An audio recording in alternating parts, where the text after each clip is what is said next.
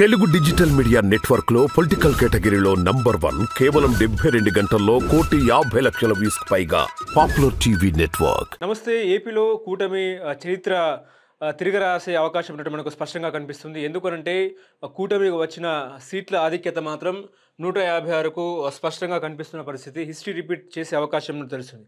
So ఇదే అంశం మీద మనతో మాట్లాడడానికి మా ఫోన్ లైన్లో చిట్టిబాబు ఉన్నారు. ఒకసారి మా చిట్టిబాబు గారితో మాట్లాడే ప్రయత్నం చేద్దాం. హలో హలో సార్, నమస్కారం సార్. నమస్తే సార్, ఏపీలో కూటమి వేవ్ ఎట్లా చూస్తారు సార్? ఎట్లా చూస్తే ఏముంది, 2019లో చంద్రబాబుకి జరిగిన ప్రజలు చంద్రబాబుకి ఇచ్చిన తీర్పు ఇప్పుడు జగన్కి ఇచ్చారు. అంటే ఏముంది, ఒక 5 ఏళ్ళు చూశారు.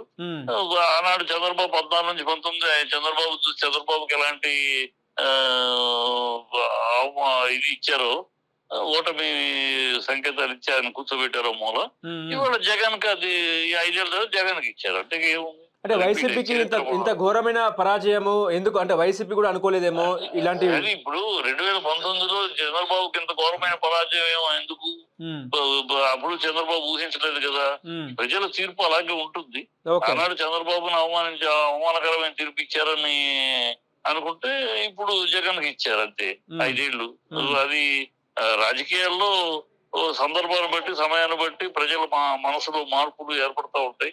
ఇది ఎక్స్పెక్ట్ చేయని పరాజయం. అక్కడ ఆ రోజు 2019 కూడా చంద్రబాబు ఎక్స్పెక్ట్ చేయని పరాజయం.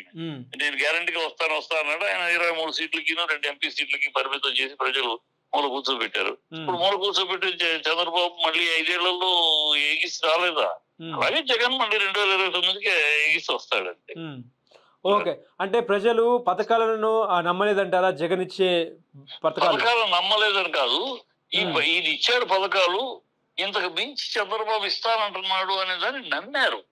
నమ్మారు, ఇంతకన్నా మించి ఇస్తానంటున్నాడు కదా, ఆయనకన్నా ₹1 ఎక్కువ ఇస్తారంటే ఇతనికి వేసే తప్పేంటి అని అనుకున్నారు. ప్లస్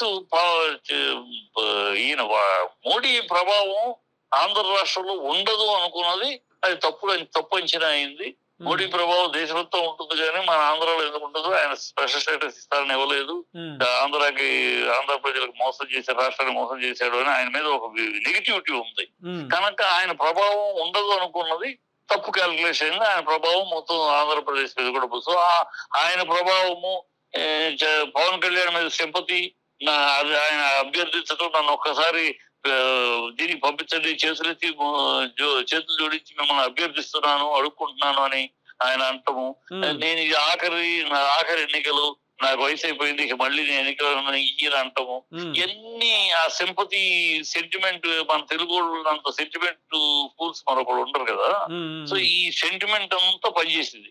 ఆయన బాబు పవన్ కళ్యాణ్ 2 సార్లు ఓడిపోయాడు, ఈసారి అడుగుతున్నాడు. అంతగా ఒక హీరో బతిమాలి అడుక్కుంటున్నాడే, పోయి ఇద్దాం. అలాగే చంద్రబాబు ఆఖరి అన్నాడు, 40 నాళ్ళు రాజకీయాల్లో ఉన్నాడు, ఆఖరిలో సీఎం గా రాజకీయాలు రిటైర్ అవునాయి ఆయన అని, అలాంటి ఒక సెంటిమెంట్స్ లో గెలుపు జరిగింది. అది అర్థమవుతుంది. అంటే రాజధాని రాష్ట్రం అని చెప్పేసి ప్రజలు అనుకున్నారు కాబట్టి కూటమికి విజయ అవకాశాలు ఇచ్చారు అనుకోవచ్చా? అలా అనుకుంటా లేదమ్మా. రాజధాని ప్రభావం అంటే కాదు, ఆ ప్రభావం అంటే గుంటూరు ఇక్కడే జరగాలి. కానీ టోటల్ గా ఒక లెక్క, పోయినసారి చంద్రబాబుని ఎట్లా టోటల్ తుడిచిపెట్టారు, ఇవాళ జగన్ తుడిచిపెట్టారు. అంతే. ఇక్కడ రాజధాని కాదు, ఇంకోటి కాదు. ప్రజలు టోటల్ గా మార్పు చేద్దాం అనుకున్నారు. ఆయన అంటున్నాడు కదా, నాకు ఇవ్వండి ఆఖరి అవకాశం ఇవ్వండి అంటున్నాడు. ఒక అవకాశం ఇవ్వండి అని జగన్ అడిగినప్పుడు ఇచ్చాం.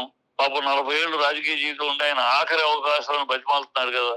నన్ను అసెంబ్లీకి పంపించండి అయ్యా, పవన్ కళ్యాణ్ అడుక్కుంటున్నాడు కదా అని సింపతి మీద వాళ్ళని ప్రజలు. కానీ ఏపీలో మంత్రులు, మాజీ మంత్రులు ఓడిపోయినారు. జగన్ చుట్టూ ఉన్న కోటరి మొత్తం ఓడిపోయిన పరిస్థితి ఎట్లా చూస్తారు సార్? ఒక వేవ్ లో ఓడిపోతుంటే 2019లో చంద్రబాబు మంత్రులు ఎంతమంది గెలిచారు? అందరూ ఓడిపోలా.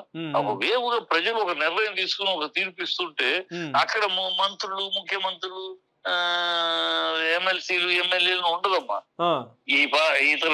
ఒకసారి ప్రజల్లో ఇప్పుడు చంద్రబాబునే ముఖ్యమంత్రి చేయాలి, నాట్ జగన్ అనుకున్నాక, ఇక అక్కడ మంత్రి క్యాండిడేట్ మంత్రి లేదా కులపోవడం ఇవన్నీ చూడరు.